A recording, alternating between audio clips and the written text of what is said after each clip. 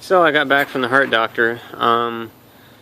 Basically, they reviewed my thing after even doing a stress test where I was on a treadmill and running and all that stuff, and they said that my ejection fraction rate is 40%, and the last time I went it was 45%, but the time before that it was like 41, so it does vary. So that's what I'm hoping is what's going on here, because I haven't been eating good, I haven't been taking care of myself, all that stuff. But the ejection fraction rate is basically how much blood is still contained in your heart after it does, you know, like it pumps blood in and out and so forth, like how much of it is actually still retained in there. And a healthy person should be between 55 to 70%. So as you can see, me being at 40% isn't really a surprise, considering I've, you know, got all the health or all the heart problems I've got. But the thing is that's the lowest it's ever been, and that's literally the baseline. Between like 39% is considered actual heart failure, you know, like you're fucking screwed, and 40% is like right there.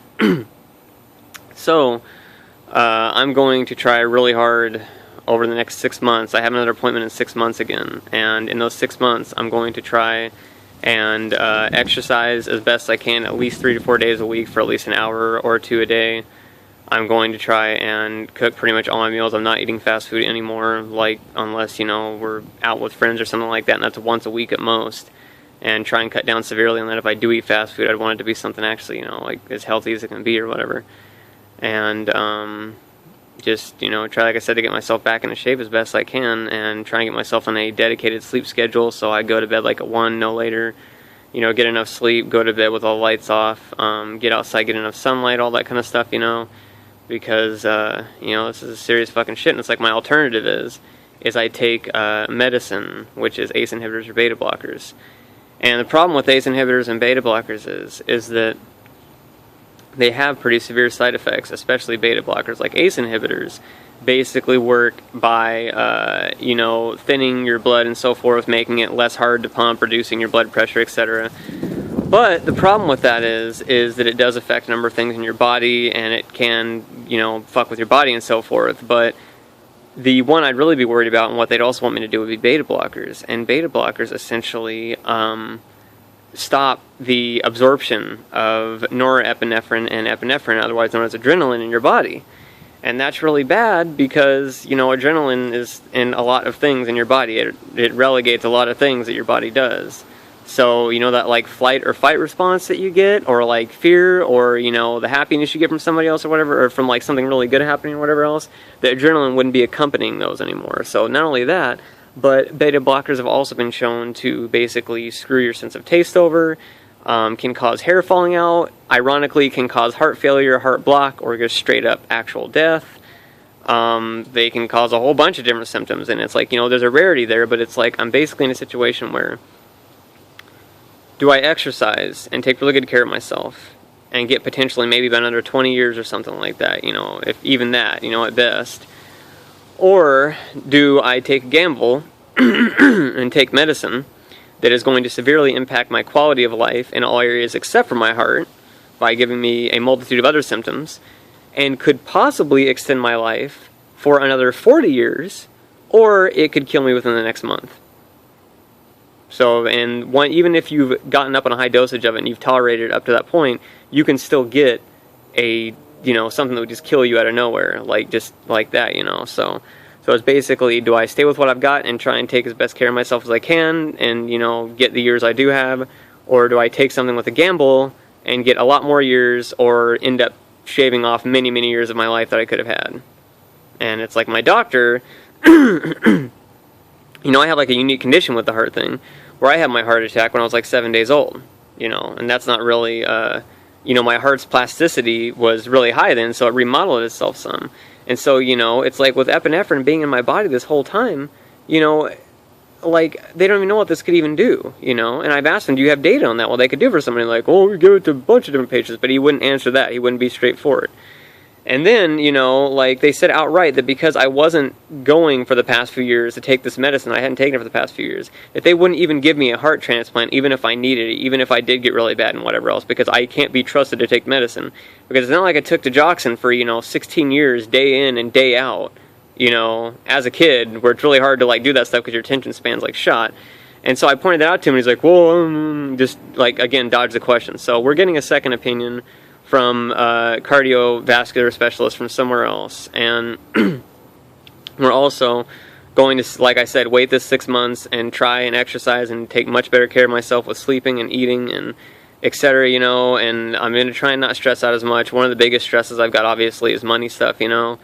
I'm just, you know, like I said, right now I'm making about $1,500 a month, and my expenses are like $2,200, so I am just slowly getting less and less money in my bank account. You know, I'm going to probably have to take on a full-time job along with everything else I'm already doing to make ends meet. So that's been a lot of stress to deal with the money stuff, to deal with just, you know, having to constantly make sure I take care of my health and make sure I get enough sleep. But then, you know, I've got 15 million projects I'm working on to make ends meet as I am, even though I'm not making ends meet, you know. And I've got all these projects I'm working on, and so that's, you know, obviously stressful to, you know, make sure I can work on those while still getting adequate sleep and still getting exercise. And, you know, socially, I have basically no social life. I visit, I have no social life outside of visiting Elise and our friends, you know, 1 day a week for a few hours, and that's it.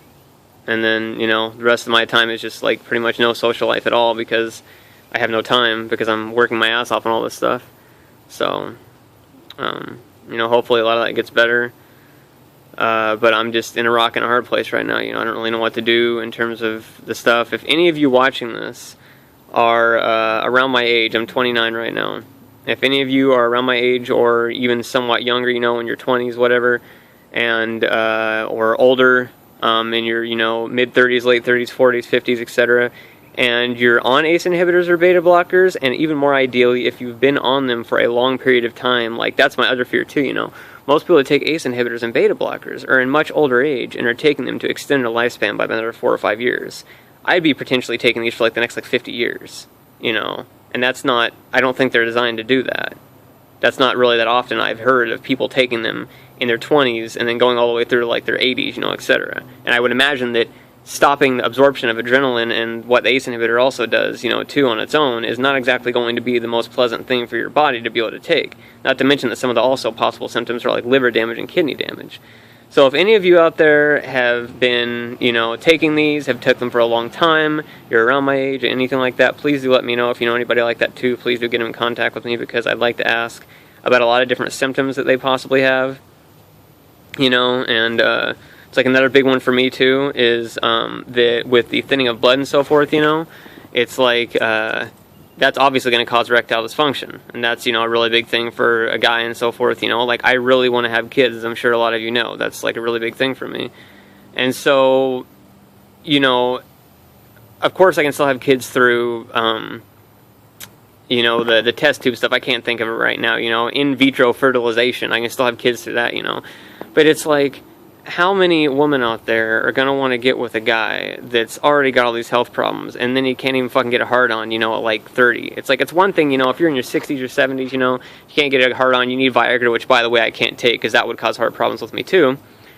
You know, you need something like that, you know, it's like, okay, at least that's understandable. You deal with that, you know, you're in your 60s, it's much more about just kind of spending time together rather than having kids and raising a family. But it's like, you know, what 30-something, late 20s, mid-30s, whatever, you know, chick is going to want to get with a guy that can't even, like, get a hard-on, period, let alone all the other medical problems that would come from taking these pills. But then on the flip side, I don't take them, I might not end up living a long life, we have kids, and then I don't even get to see my kid even fucking get out of, like, grade school, you know? So I'm, again, just basically in a fucking rock and a hard place, and it's just, this is not something I needed to deal with, along with all the other work I'm doing, and the money, and social life, and everything else I'm doing at the same time. So, yeah. You know, at least, you know, the comic pages are looking pretty good. I got that, you know, going for me, and the projects I'm working on are slowly getting better, but it's just, yeah.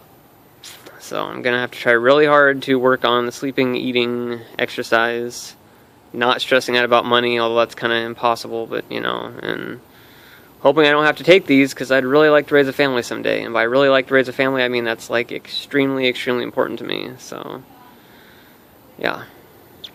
So, that's about it. So, yeah.